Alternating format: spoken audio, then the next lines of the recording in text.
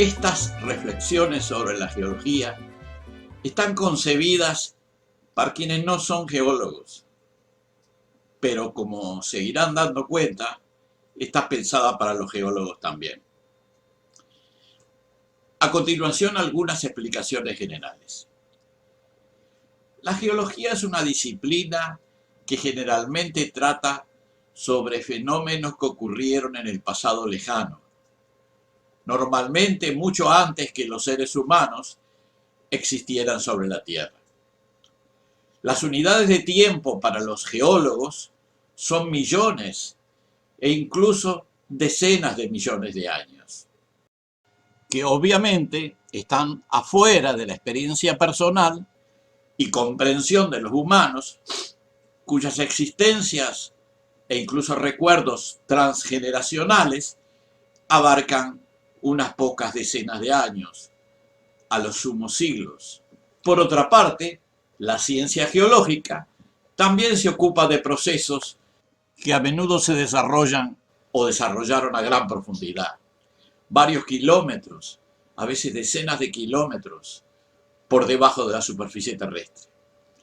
El ambiente en el interior de la Tierra, con grandes presiones y elevadas temperaturas, también es difícil de imaginar para los humanos, que vivimos solamente en una delgada capa superficial.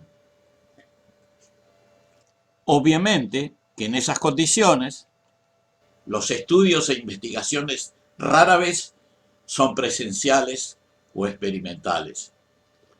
Para detectar fenómenos o procesos tan antiguos y a menudo tan inaccesibles, suele ser necesario acudir a diferentes métodos. Por supuesto, esto incluye obtener los datos mediante la observación directa, con descripciones de afloramientos, de formaciones rocosas, perforaciones, como por ejemplo utilizando el comportamiento sísmico, eléctrico, magnético o gravimétrico de las capas profundas que se quieren estudiar. De todas maneras, una vez que se obtiene toda la información, esta no alcanza para interpretar los procesos que les dieron origen hace millones de años, y muchas veces a grandes profundidades. Por eso en geología uno se ve obligado a utilizar la imaginación, representarse mentalmente ambientes superficiales que ya no existen y que nunca podrán ser testimoniados, suponer el comportamiento de masas rocosas profundas en procesos que pueden durar mucho tiempo, completamente fuera del alcance de cualquier examen sensorial, ajustar el razonamiento a medidas que no se pueden observar e incluso imaginar en los tiempos humanos es muy difícil, casi imposible. Al fin de cuentas, la geología se construye sobre un edificio de hipótesis que resulta muy difícil, a menudo imposible, de verificar en la práctica.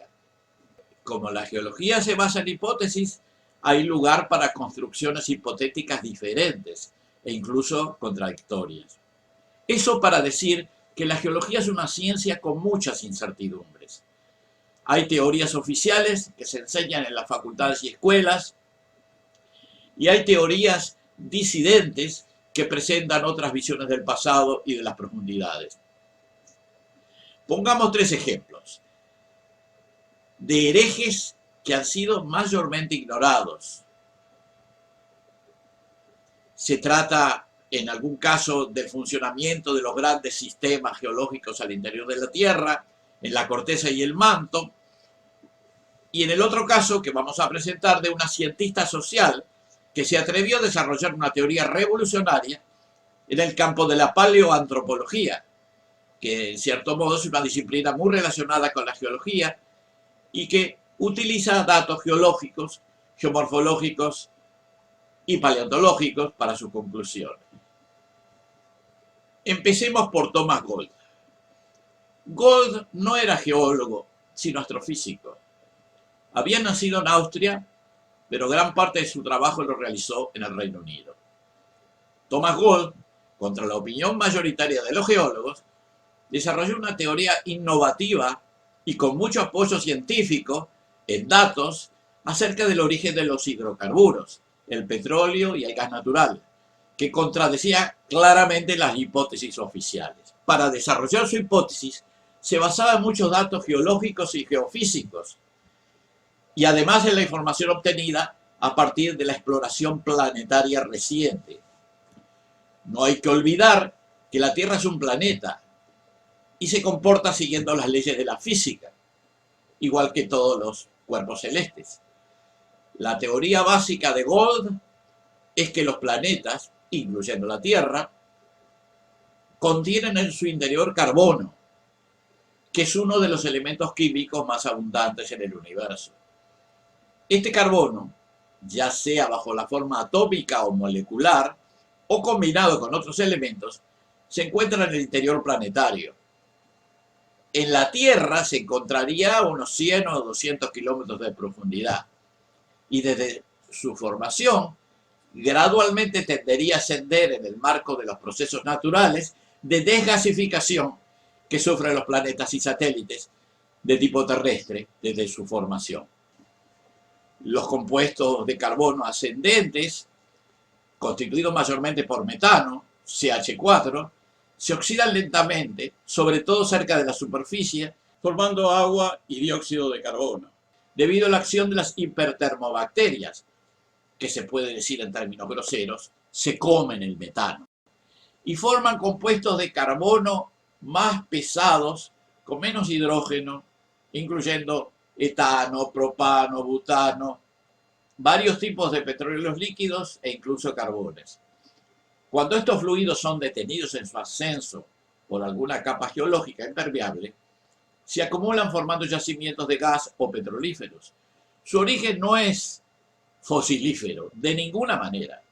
Bueno, a pesar de la lógica rigurosa y trascendencia de su teoría, Gold todavía es ignorado por la mayoría del establishment de geólogos, científicos de la Tierra e ingenieros. Por su parte, otro hereje contemporáneo, el geólogo español Vicente Sánchez-Celá, sostuvo que la formación de las principales rocas de la corteza terrestre, que son mayoritariamente granitos, se forman por transformación de otras rocas de composición semejante, pero con estructuras minerales más densas, que él llama densialitas, y que se encuentran por debajo de la corteza terrestre a unos 50 a 100 kilómetros.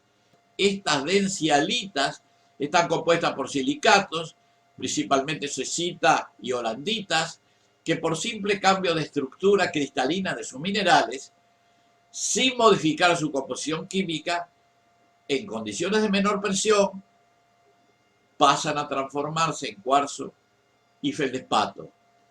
Por lo tanto, en granito y rocas análogas, que están compuestas mayormente por cuarzo y feldespato. Este proceso de cambio de fase de cesita y holanditas a cuarzo y feldespatos, o sea, de densialitas a granitos, incluye aumento de volumen, produciendo hinchamientos locales de la superficie de la corteza que explicarían la formación de los continentes y las cadenas montañosas, casi nada como afirmación. También es un proceso exotérmico que libera energía. Esta energía liberada da lugar al desarrollo de fenómenos volcánicos y emanación de magmas, lavas y fluidos calientes de todo tipo. A pesar de la lógica y rigor de sus exposiciones, Sánchez-Celá ha sido completamente ignorado por la élite académica de los geólogos, como si no existiera, a pesar de la importancia de sus afirmaciones. Y finalmente hablemos de Hélène Morgan, una cientista social galesa que no fue antropóloga, ni paleontóloga, ni geóloga, y que desarrolló y difundió una revolucionaria teoría acerca del origen de los seres humanos a partir de primates. Su teoría explica satisfactoriamente algunas características de nuestra especie, como son el carácter bípedo, la carencia de pelaje, la capa de grasa bajo la piel, las manos con indicios palmípedos, la conformación de la faringe y laringe, que permiten contener la respiración para bucear y habilitan el habla, el instinto nadador de los bebés recién nacidos, etc. Su teoría describe además muchas otras características que explican la especie humana mucho mejor que las otras teorías que se basan en la evolución antrópica en la sabana. La teoría del primate acuático y la propia Helen Morgan han sido ignoradas e incluso despreciadas, a pesar que su explicación tiene mucho mayor lógica que las teorías oficiales. Estas breves anécdotas de la ciencia oficial, la ciencia normal, como la denominaría Kuhn, demuestra que la ciencia oficial en gran medida está compuesta de dogmas. Esta afirmación se aplica a todas las ciencias, pero en estos casos particulares se aplica a las ciencias geológicas y a la antropología. Por eso que en estas disciplinas, al igual que en otras ciencias, tal vez más debido al carácter hipotético de sus estructuras intelectuales y teóricas, debemos apreciar a los heréticos. Los rebeldes que se atreven a contradecir al poder académico y político en el mundo del conocimiento humano y de la cultura, siempre han sido necesarios. Y son necesarios en el presente y serán necesarios en el futuro. De ellos, en gran medida, depende el desarrollo del saber humano. Finalmente, digamos que los heréticos de la ciencia y de la cultura son quienes aportan los elementos necesarios para imaginar las nuevas opciones que permitan mejorar el entendimiento de la realidad del mundo y el universo, que en verdad nunca va a ser comprendida cabalmente.